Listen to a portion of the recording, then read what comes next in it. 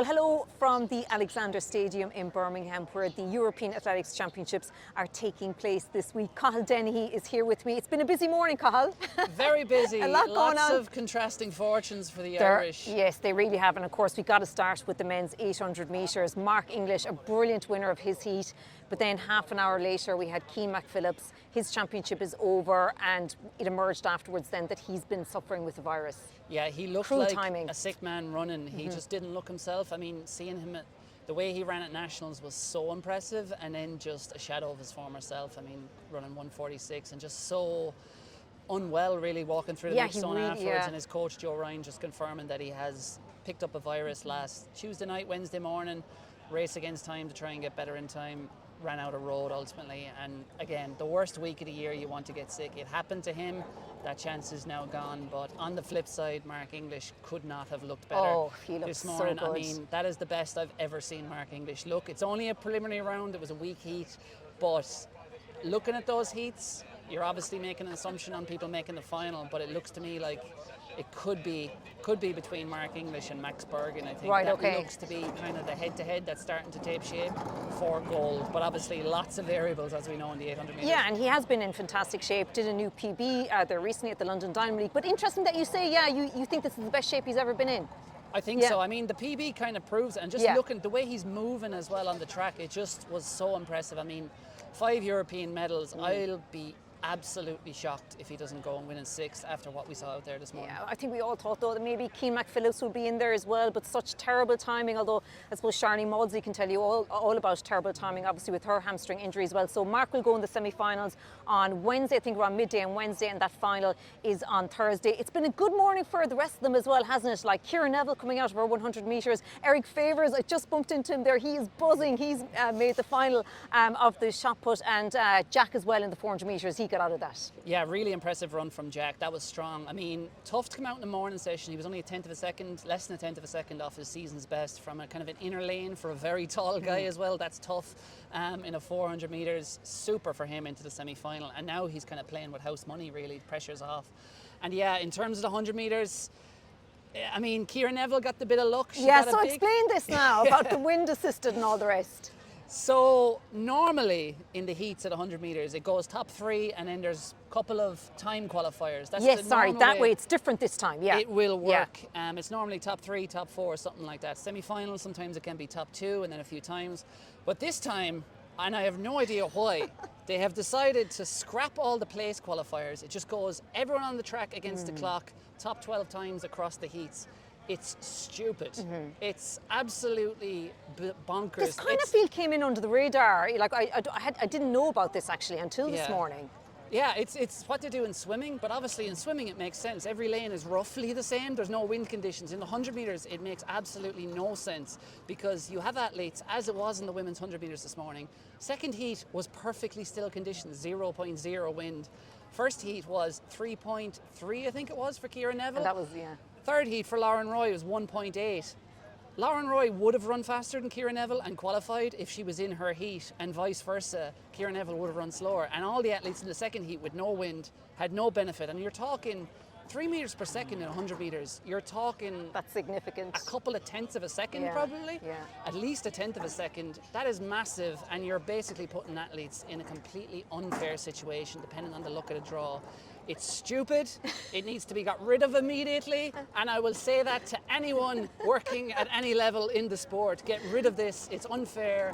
It shouldn't be happening. Okay, well let's see if it continues in major championships after this. So just looking at the championship overall, obviously look, the standard was set 2 years ago in Rome with those 4 medals. What's your thinking on it now? I mentioned Charlene earlier. Obviously the confirmation came through on Friday that she's out, like she had that hamstring injury. She was always going to be up against it. What's your look of this week now? I think it's shaping up very well. I mean, Sophie O'Sullivan went and ran a 1:59 800 metres just yesterday. That is an indicator for me that she is a potential medal contender in that women's 1500. That's not till next weekend. Sarah Healy obviously in there for Ireland. She'll be a medal contender in the 1500, but I think perhaps even more so in the 5000 metres. I think Sarah's best chances in that 5000 metres. You have an athlete in Nadia Badicledi who is just, if she's well, if she's fit, she's not going to lose that race. We don't know yet if she's quite at her peak. We'll find out tomorrow night. But looking at the rest of the field, Sarah's third on season's best. She's very inexperienced. She's only run one Series 5K ever. But championship 5Ks are very different to Diamond League 5Ks. There's no pacemakers. Vast majority of the times they'll jog the first kilometre or two and then they'll start to wind it up.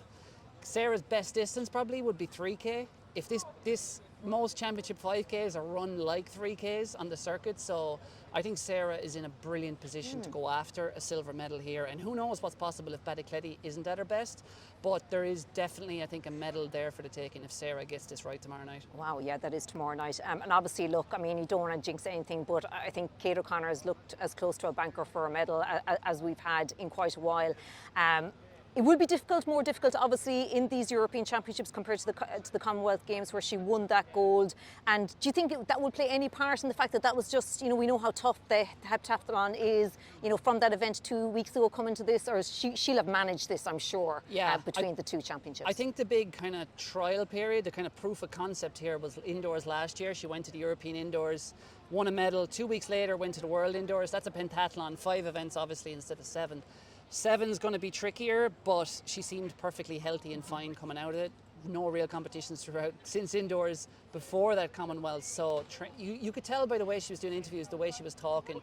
She's in great form. She's healthy. I think she's going to probably deliver an Irish record here. She just, the vibes off her, the way she's been kind of making breakthroughs in specific events this year. She'll probably have to do an Irish record, probably close to 6,800 points if she wants to win. She's just over 6'7" at the moment.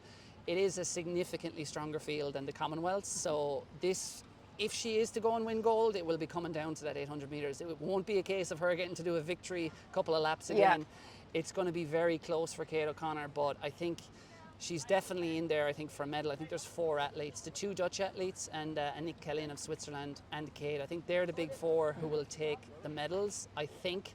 And I think Kate is going to go and get one if she's healthy, if she gets through these 7 events, as she has been kind of her heptathlons over the last year and a half, just almost without flaw, really, without error throughout the whole way through. And I think gold is definitely possible for Kate. Yeah, that would be amazing. So what's your kind of general reading inside? Now, we've just had one session here so far, and the heat now, it's actually, I think later in the week, Wednesday, Thursday, could go up to around 30, even in the evening when the evening session starts here. So it's going to be pretty warm. But what's your reading of the stadium in general? Obviously, there's loads of Irish fans here as well, Cathal, which I'm sure the athletes will appreciate as the week goes on as well. Yeah, it's how would I put this? It's not my favourite. Tell us how you really think, It's not my favourite athletic stadium that I've been to, but it's looking its best, as you can see behind. It's tidy, isn't it? It's tidy. Yeah, yeah. They've bulked out the seats. They've given it a bit of a facelift for the week. And yeah, the hosts have been great. It's always well-run events in Britain.